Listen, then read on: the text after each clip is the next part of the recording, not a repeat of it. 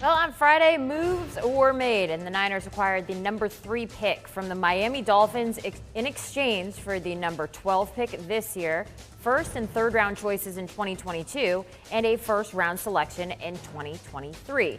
So what is the plan?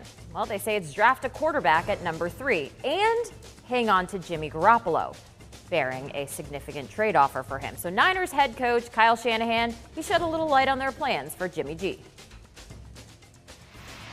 I know that he wasn't totally excited about it like you'd expect, but Jimmy handled it great like he always does. We were very straight up with each other, and I told him how he felt. This doesn't change any of his circumstances right now. I mean, he's still coming in here trying to lead this team. I told him how excited I was that free agency went a lot better than we anticipated, with being able to sign a lot more of our own players than we had thought going into it, and that we got a real good team coming back here, and we still plan on him leading us and getting as far as we can with them. Well, over the past 3 seasons, Garoppolo has missed 23 games due to injury, but San Francisco owns a 22-8 record with Garoppolo starting under center. It's actually 24-9, including the postseason. And that includes leading the team to their first trip to the Super Bowl in 8 seasons. Garoppolo has 2 years remaining on his 5-year, $137.5 million contract. That dead cap charge of only $2.8 million if he's traded or released this offseason, something to keep an eye on for sure. And for more on this, let's welcome in our Jason La Canfora. So JLC, with the current trade up in the draft, the openness about the quarterback position, what does this mean for Jimmy Garoppolo's future in San Francisco? He doesn't really have one, and I'll just go back to what I reported in November when he got hurt, which was the team was prepared to do whatever it could to upgrade at that position within reason. We could argue whether what they mortgaged to move up is within reason or not within reason, but they did it. They did it specifically to upgrade at the position Garoppolo plays, and they structured Garoppolo's contract in a way in which 2021 was always going to be sort of the intersection of present, past, future. We can get out of it in 2021. Do we want to double down on this and keep moving forward with a deal that it's by no means oppressive, $25-26 million a year in the current climate? It's not going to crush you, but it's still money that could be spent elsewhere. They are now deciding to spend that money elsewhere. Maybe he sticks around for 1 year in an Alex Smith, Patrick Mahomes scenario. Beyond that, forget about it. And I'm still convinced he will be traded this offseason,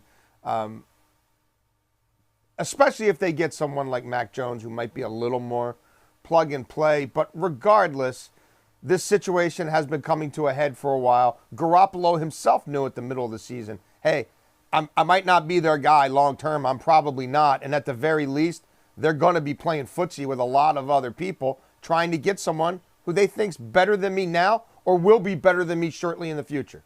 Tough position to be in. You mentioned Mac Jones there with that number 3 overall pick. When you're looking at the quarterback class in this upcoming draft, who do you like for the Niners? Is it just Mac Jones? Who else is on that list?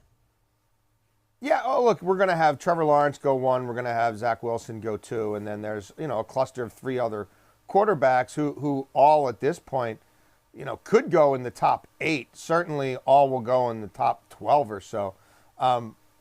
And so Mac Jones is one possibility. Not as sexy as some of the other options. Not as a sublime of an athlete as some of these other options. But someone who fits the model of quarterbacks that Kyle Shanahan has won with in the past. Specifically a little more like a Kirk Cousins or a Matt Ryan. A little bit more of a traditional pocket guy. And then you've got Justin Fields, who we saw him getting ready for his pro day today.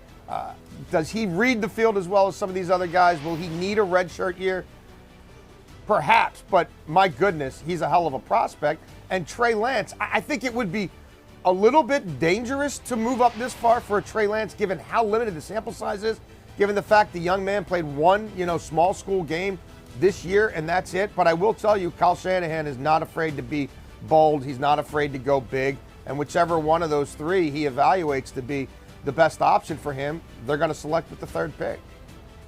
Getting me excited for draft night, that's for sure. All right, so you say Jimmy G is going to go elsewhere. So if he does get dealt, where do you see him going? Which team would be the best fit for him right now?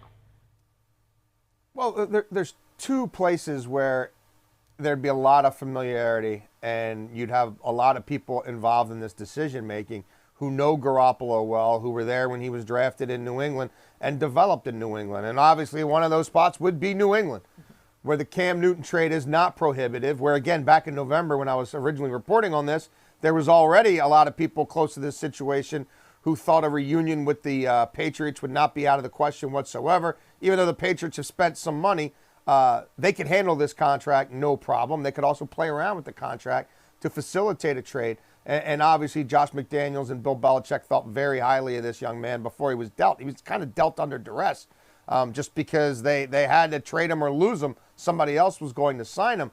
But Belichick, if left to his own devices, probably would have made the move to Garoppolo after that season and tried to trade Tom Brady. Ownership had other ideas. And then you have Houston, where Nick Caserio is the GM. Caserio was a part of that brain trust in New England for a long time as the top personnel man. Sure, he reported to Bill Belichick. The check stopped with Bill Belichick. But Caserio was a part of all those evaluations. He would know this player intimately, does know him intimately. And obviously they're dealing with a situation there with their current quarterback, Deshaun Watson, who we already know vowed never to play for them again, won it out, and now is dealing with some very serious civil allegations. There's definitely a lot going on in Houston, that's for sure. And I think Patriots fans, they would welcome Jimmy G back with open arms, just a guess. But JLC, thank you so much. The NFL draft coming up on April 29th. I'm sure a lot can happen before that. So yes, the draft is right around the corner. Trades are happening. Moves are being made. Catch all the action on the Pick 6 podcast. Our guys getting you set for the 2021 NFL season. Tune in and follow Pick 6 today.